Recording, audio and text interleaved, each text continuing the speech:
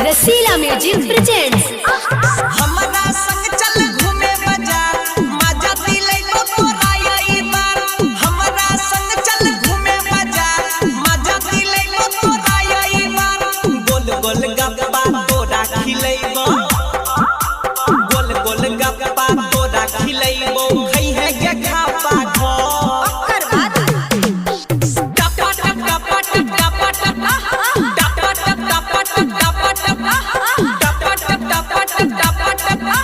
Radhika recording studio Saharsa.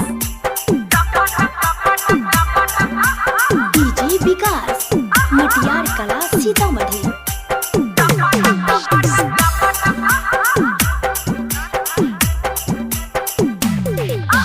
पानी पूरी वाला छै मशहूर, खाय घड़ी मजा एतो भरपूर। पानी पूरी वाला छै मशहूर, खाय घड़ी मजा एतो भरपूर। ठेला लगैने छै रोड साइड में, ठेला लगैने छै रोड साइड में। बनबै छै खापा घो ओकर बाद टप टप टप टप टप टप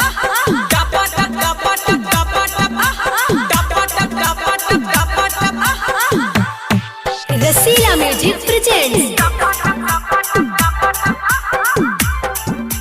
डीजे विकास मटियार कला सीतामढ़ी।